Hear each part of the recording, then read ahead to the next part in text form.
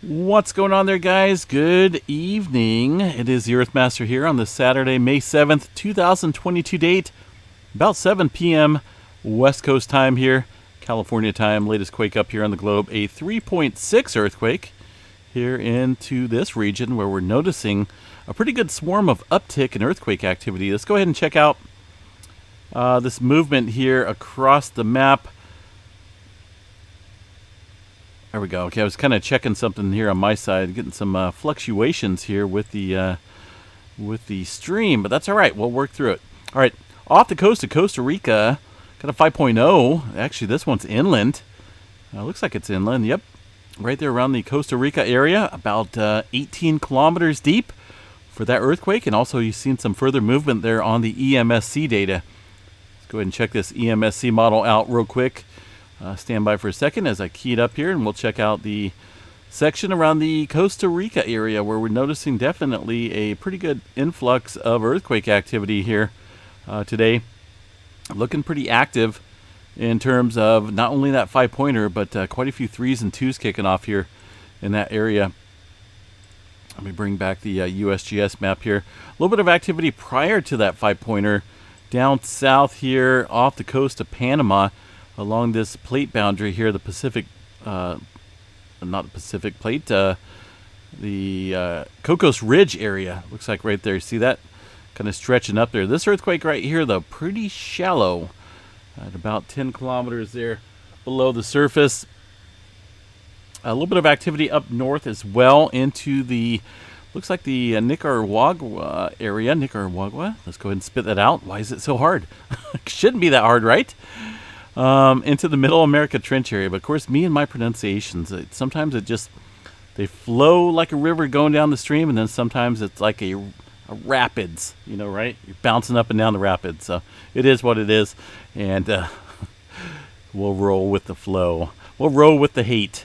So some movement up here off the coast of that area as well. That one, about 21.7 kilometers into the Middle America Trench here. So a little spotty activity, but we're noticing definitely a uptick in earthquake activity here around the plates here. And definitely something to watch pretty closely. I know we have been seeing some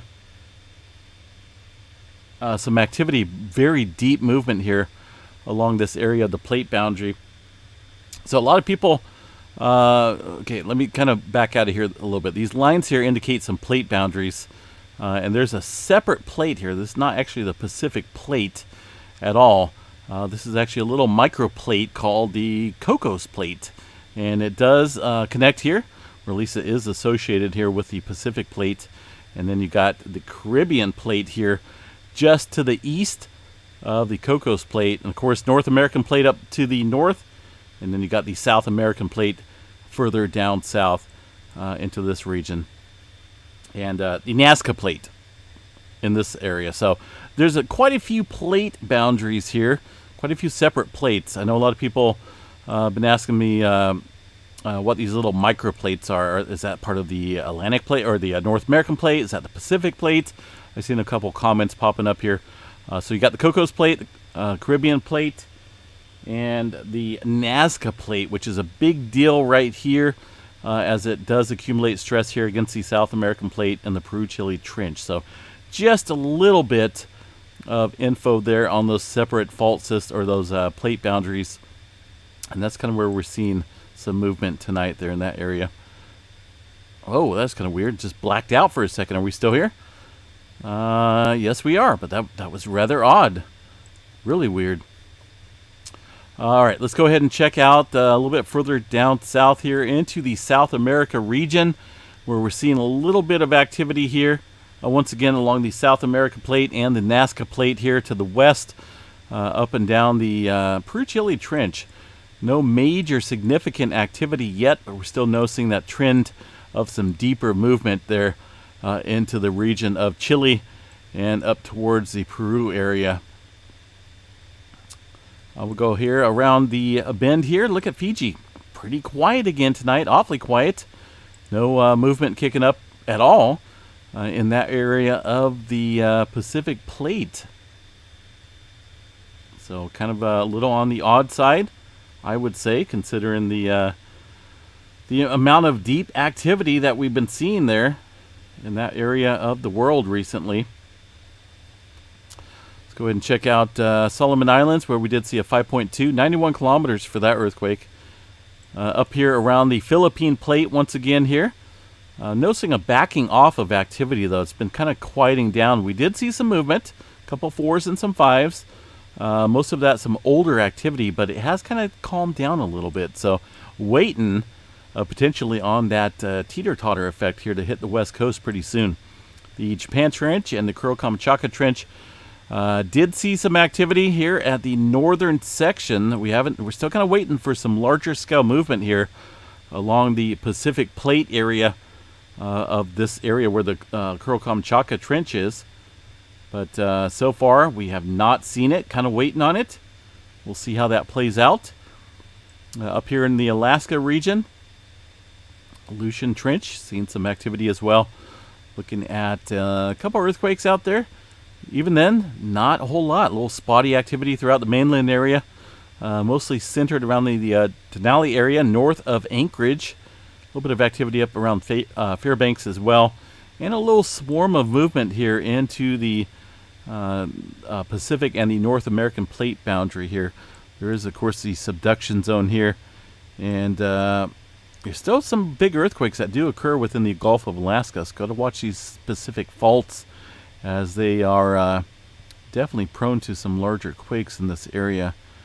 A couple fault systems up there producing some microquakes. Let's see, the west coast. Here we are lighting up a little bit.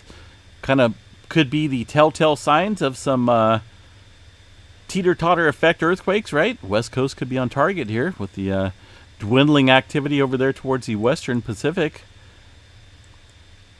One earthquake here. I'm sure there's more than that. Outside of Hayfork, 2.1 into the southern end of the Cascadia subduction zone. By the way, we did see some tremor today. 15 epicenters once again into the southern end of the Cascadia subduction zone right there. Some movement outside of Reno. Looks like Carson City area, a 0.7 at 10 kilometers. Not a large earthquake, but somewhat deep up there in that region. Pyramid Lake area. Did see some activity here a couple days ago. Up here around the northern part of Pyramid Lake, but that has since died off. And a little bit of activity kicking up here around the Mina and the Tonopah, Nevada area. Eastern part of Sierra Nevada, again, somewhat quiet. I mean, there's not a whole lot of significant movement going on, including the Ridgecrest area, where we're only seeing about 7 earthquakes. And that's pretty minimal, very minimal. But a little bit of activity north of the Garlock fault structure outside of Bakersfield around the Grapevine area with some microquakes kicking off there. Southern California, spotty, folks. Very spotty. I mean, not too often do you see worldwide earthquake activity that is this spotty. It doesn't really come to a stall. Basically, it's always moving, right? We always got these plate tectonics in action. And it's just a little bit of quiet period right now. I know we have some movement out here, but we haven't seen any large-scale activity in a little while. But, some noticeable quakes is definitely this earthquake activity here off the coast of the Costa Rica area. It's definitely inland. But got to watch this area right here around the Cocos Plate and the Caribbean Plate. It does kind of build up quite a bit of pressure in that area. And they've been known for some larger earthquake activity. Let's go ahead and check out historical movement throughout the region. And no doubt, no stranger to large earthquakes and damaging earthquakes at that. Let's go ahead and bring up the key here. Since about 1900 to 2015, it does not show recent activity. Definitely seen some 6s. And it looks like some 7 magnitudes out there as well within this region of the Costa Rica area and southward along the plate boundary of the Cocos Plate and the Caribbean Plate. So definitely a area to watch pretty closely, as we're noticing a little trend of movement right now with this activity here. So, and especially with that swarming, showing up on the EMSC model. All right, let's go. Let's bounce back and forth, right? We should just do the zigzag pattern. Some people don't like that. Why are you bouncing all over the place? Why don't you just go in a counterclockwise direction? Well, you know, we like to cover areas of interest, and eventually we get to all the areas. So just for that, we're going to zigzag out here in Hawaii, where we've seen some movement over the last 24 hours. A little bit up here around Mauna Loa, right? Okay. Don't want to say Mauna Loa. We got it. Around the southeast flank here, looks like a little activity. And up north of Mauna Kea, a 2.1. This one pretty deep, though, 21 kilometers. No subsequent large-scale movement or volcanic activity to report. Kilauea status still remains the same. No uptick in major activity. Pacific Northwest. Let's go ahead and zip up here. We can pretty much draw a line of activity across the map that I covered right now. But hey, it makes it fun and interesting. Who wants a boring, let's go around in a circle, guys, every night. Let's check this out. Okay. Oh, goodness. See, Missy Mimi's is not here right now to keep me in check. So, unfortunately, we're not going to do the question and answer show tonight because of some scheduling conflicts. But we will get to it. I mean, we try to do it every week. But hey, if we skip a week, it is what it is. We'll get to it next week or sometime during the week. Mount St. Helens trailing down the summit here, kind of along the older flow that happened back in the 80s. See that flow of activity. Looking at a couple small microquakes once again around the Mount St. Helens area listed here on the map. We'll go ahead and check out the PNSN network and the volcanic Webby quarters here in just a little bit after we finish looking and zigzagging all across the map.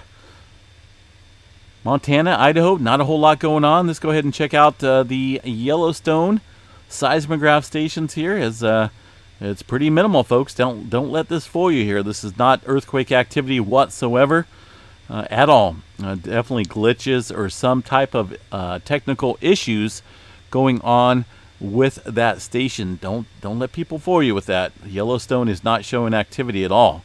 GPS stations, all that still remains as pretty much background levels go.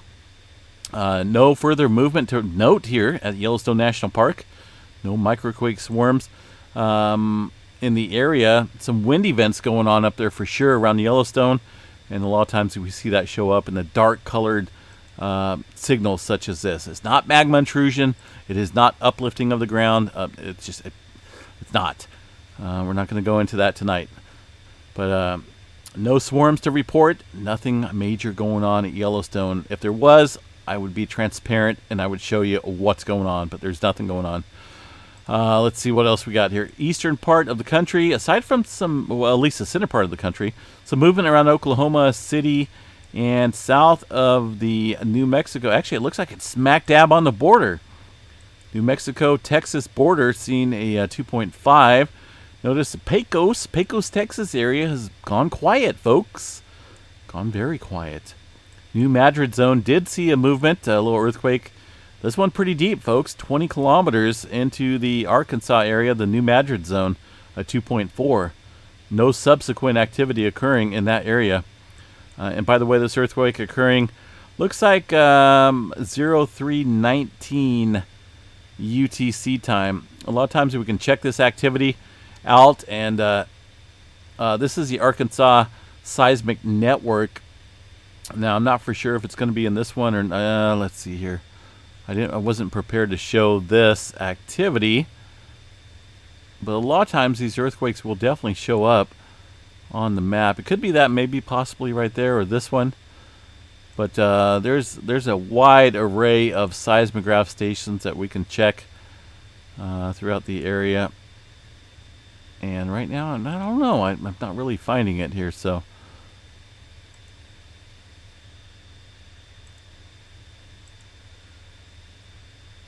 Maybe it's just too far away from these stations.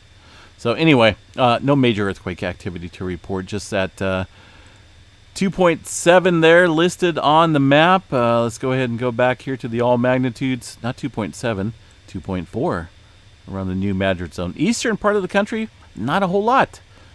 So there is a Puerto Rico activity as well. Again, no major movement to report around that trench, the Puerto Rico Trench area. Just not a whole lot in the Antarctic area or the Atlantic Ocean. Middle East, Mediterranean, all very quiet. So I think at this point in time, I think a couple spots to watch pretty closely is the swarming here around the eastern part of the Cocos Plate out here, and the area to the east in the Caribbean Plate. Got to watch this plate boundary pretty closely. So let's go ahead and check out the trimmer map along with the, of course, we looked at 15 epicenters here into the southern end of the Cascadia, as mentioned.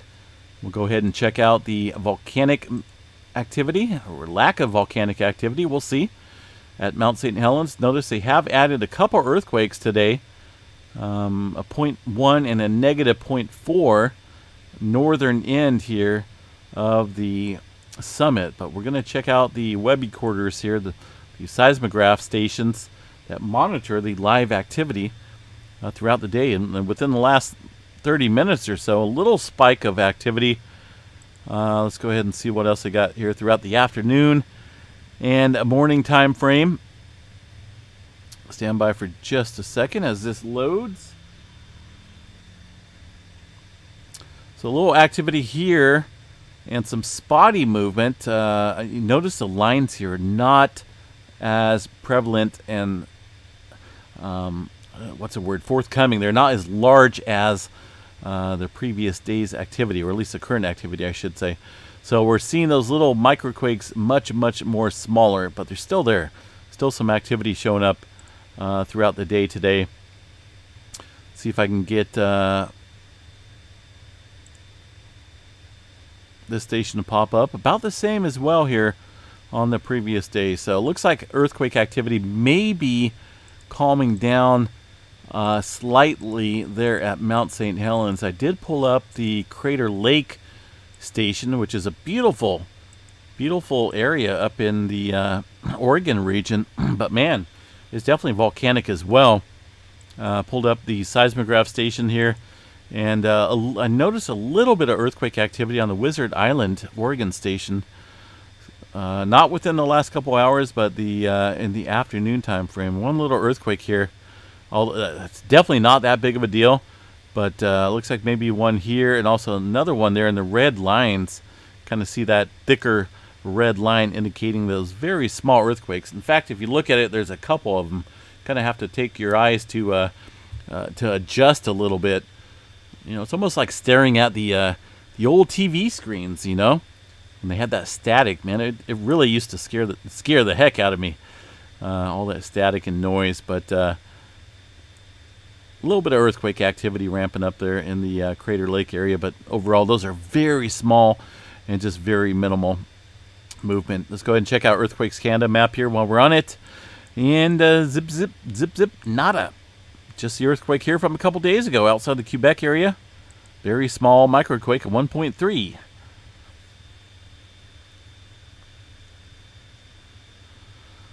Solar weather. Shall we check out solar weather and see what's cooking out here? I know it's calm. I know we got some calm conditions. We did have a sea flare pop off earlier this afternoon. Very minimal sea flare, okay? But notice the very slow trend. There's not a whole lot of uptick in solar weather at the moment. That one, the C1.7, was about the largest one we've seen so far. Within the last, or at least recent activity. So it's is not looking likely that we're going to see anything significant popping off. These guys are still, for whatever reason, still calling a 20% chance for an X flare, which I think is a little overrated, and 55% chance for an M flare. But I just don't see the dynamics of it. We are getting a little bit of KP indexes here kicking up within the last hour. Looks like up around 2. That's not that big of a deal. Looks like we're getting a little southward tilt. Density is very minimal. It looks like maybe a little southward tilt, but still, that's not even that major here, folks. I'm not for sure exactly what's kicking that up like that. But solar flare activity, The departing sunspot 3004, which I thought had a good potential of X-flare activity, is now saying bye-bye to the Earthlings here on this planet. And we got 3006 here, which still not a whole lot of dynamics here to produce any flaring. There is a new developing sunspot, unnamed sunspot here, and you can see it right there on the southeast region of the sun. That, like I say, I can't really see exactly the dynamics of it, but there is a little intermixing of the polarities here I can see. So maybe there's that possibility. Maybe that's what these guys are kind of forecasting into their 20% chance of an X-flare. I don't see that, but we'll see how it goes in the coming days. So, all right, guys, I am going to bounce out of here. Like I mentioned, there is we'll probably do the question and answer show maybe this coming week. So, like I said, some conflicting schedule events, which is not that big of a deal here between me and Missy Mimi's. She definitely wanted to be here, but like I say, I got some stuff going on here, and we'll deal with that as it comes along. And I think that's about it. What else is there? What else do we have? Any major weather events going on?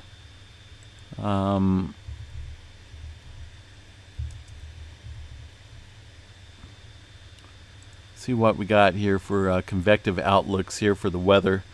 Notice a pattern shift here.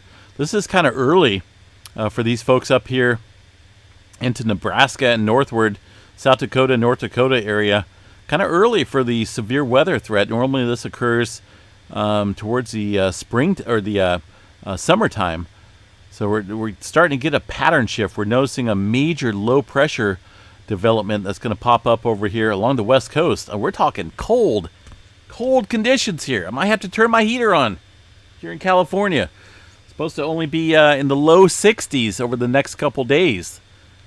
But you know what I do when it happens? When that type of temperature happens, I open up my windows, folks, and I enjoy the coolness. I'm not a big heat fan unless there's moisture with that heat.